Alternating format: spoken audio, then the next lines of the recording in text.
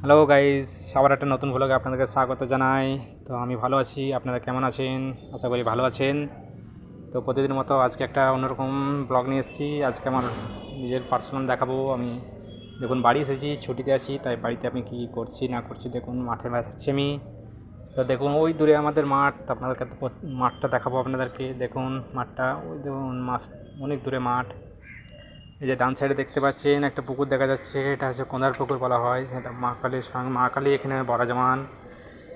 তো ওটা পুকুরটা পেরিয়ে চলে গেলাম। দেখুন চারিধারে শুধু সর্ষে আর সর্ষে গাছ, চারিদিকে দেখুন সর্ষে গাছ। ওখানে ব্যস্ত আছি, তাও ব্যস্তর মাঝে আপনাদের জন্য একটা ব্লগ বানিয়ে নিচ্ছি ছোট্ট করে। ওই দেখুন দূরে আমাদের মাঠটা, দেখুন মেঘের ওয়েদার, মেঘলা ওয়েদার করে আছে। এত মেঘলা ওয়েদার থাকা সত্ত্বেও দেখুন ক্যামেরাটা আমি ফোকাসে সমানভাবে ধরে আছি এবং ভিডিও করে যাচ্ছি কন্টিনিউ। এটা দেখুন অনেক দূরে মাঠ, তাই আমি হেঁটে হেঁটে চলে যাচ্ছি মাঠে। দেখুন মাঠটা দেখুন অনেক দূরে আছে। তো দেখুন এই মাঠগুলো কিছু বনেনি, কিছু লাগাইনি, তাই এই মাঠগুলো ফাঁকা পড়ে আছে।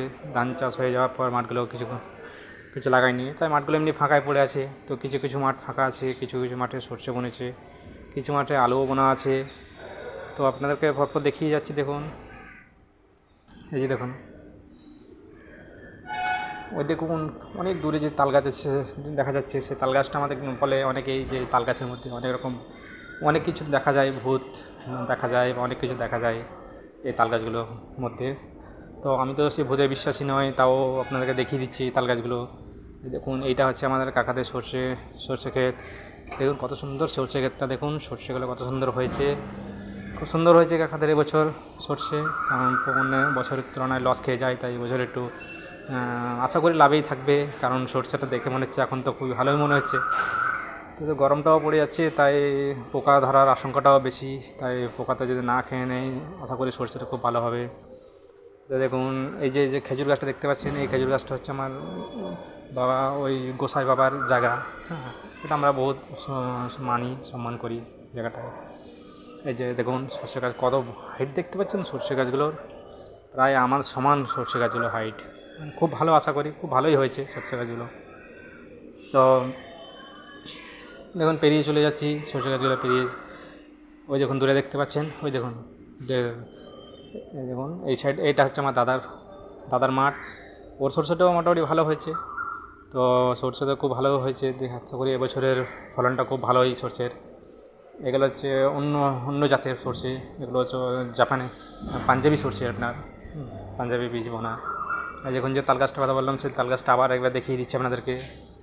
দেখুন তাল গাছটা অনেক দূরে তাল গাছ। আজ এই যে ধান উঠে যাওয়ার পর এগুলো মাঠগুলো পড়ে আছে, এগুলো কিছু এখনও লাগানো হয়নি ধানগুলো। ওখানে একজন দেখুন, ওই দেখুন আমার মাঠ দেখুন অনেক দূরে মাঠ, কারণ যেতে অনেক সময় টাইমও লাগে মাঠটায়।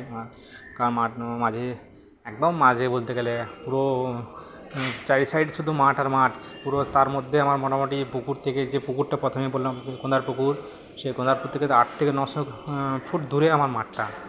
তো আমাদের অনেক অসুবিধা হয়, কিন্তু কিছু তো করার নেই। তো এত দূরে মাঠ থাকাকালীন বাবারা করে গেছে মাঠ, তাই এই দেখুন এই যে এবার আমি আস্তে আস্তে আমার মাঠের কাছে চলে এসেছি। দেখুন এটা হচ্ছে আমার মাঠ। দেখুন মাঠে আমার সর্ষেটা একটু কম হয়ে গেছে, কারণ জানি না কী হয়েছে, প্রবলেমটা কী হচ্ছে, ভিটামিনের প্রবলেম না ঠিকঠাক উর্বর হয়নি জমিটা, তাই প্রবলেমটা না পোকার কী প্রবলেম আমি বুঝতে পারছি না। তাই আপনাদেরকে দেখাচ্ছি, যদি কোনো জানা থাকে প্রবলেমটা তাহলে একবার জানাবেন। এই দেখুন খুব একটা ভালো হয়নি সর্ষেটা, তাও মোটামুটি যেটুকু হয়েছে কিছু তো করার নেই, নিজের মাঠে যেটুকু হয়েছে সেটুকুই নিতে হবে। তাই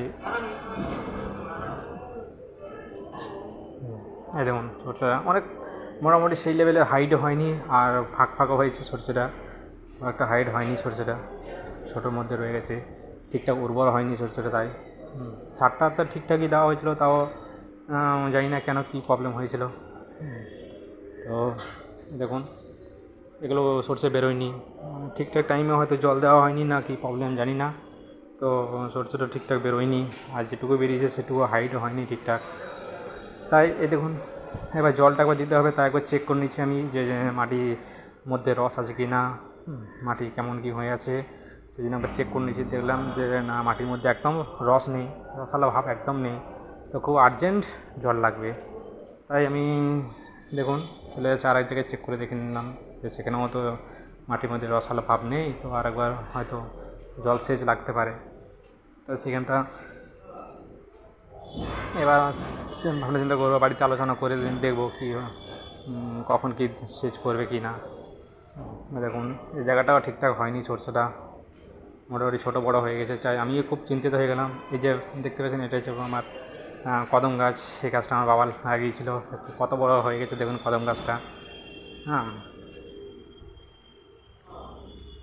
এই যে কদম গাছটা আমি দেখাচ্ছি, এবং চারিদিকে অন্ধকার, মেঘলা আকাশ, তাই অন্ধকারের জন্য চারিদিক। তো আমি একটু ভিডিও করে নিচ্ছি মেঘলা আকাশ থাকাকালীনও। এই দেখুন এটা হচ্ছে আমার পাকুড় গাছ, এই যে পাকুড় গাছ, এটাও আমার বাবা লাগিয়ে গেছিলো পাকুড় গাছটা। দেখুন সর্ষে খুব একটা ভালো হয়নি, আবার খুব মোটামুটি একদম খারাপ হয়নি, মোটামুটি হয়েছে। আমি আরেকবার দেখুন চেক করে নিচ্ছি যে এর মধ্যে কোনো রস আছে কি না মাটির মধ্যে। তো আমি একবার চেক করে নিচ্ছি, দেখুন দেখুন এই মাঠগুলো ফাঁকা আছে প্রায়। দেখুন দেখুন কত সুন্দর ফুলটা, দেখুন সর্ষে ফুলটা কত সুন্দর, দেখুন সর্ষে ফুল আমাকে দারুণ লাগে সত্যি। আপনাদের কেমন লাগে একবার কমেন্টে জানাবেন, আমাকে তো দারুণ লাগে সর্ষে ফুলটা। হ্যাঁ, সর্ষে ফুল দেখতে খুব সুন্দর লাগে। ছোটোবেলায় যখন ছিলাম সর্ষে ফুল বহুত পছন্দ, বহুত নিয়ে খেলাধুলা করতাম, ছিঁড়ে নিয়ে আসতাম। তো সর্ষে ফুল, সেই সর্ষে এখন আমি নিজে চাষ করি, আমি নিজে মাটি গিয়ে চাষ করি সর্ষের।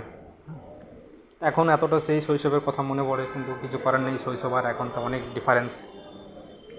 দেখুন এই ক্ষেতটা পুরোটা আমার, এই সর্ষেটা মোটামুটি 1 বিঘা আছে, সেই সর্ষেটা পুরোটাই এই সর্ষেটা। আর ওই যে সর্ষেটা দেখাচ্ছে এটা আমার একটা দাদারই বটে সর্ষেটা, ওরও মোটামুটি ঠিকই আছে। তো আমারটা একটু কমজোর হয়ে গেছে সর্ষেটা। তো যাই হোক বন্ধুরা, তো মোটামুটি সর্ষে দেখা কমপ্লিট হয়ে গেল, আপনাকে দেখালাম। তো কেমন কী লাগলো আপনারা একটু জানাবেন। তো দেখুন এই জায়গাটা হচ্ছে অন্য সর্ষে, অন্য জাতের সর্ষে, তাই এই জায়গাটা খুব ঘন হয়ে গেছে আপনার সর্ষেটা। দেখুন আমাদের প্রত্যেকটা জিনিসই দেখাচ্ছে আপনাদেরকে।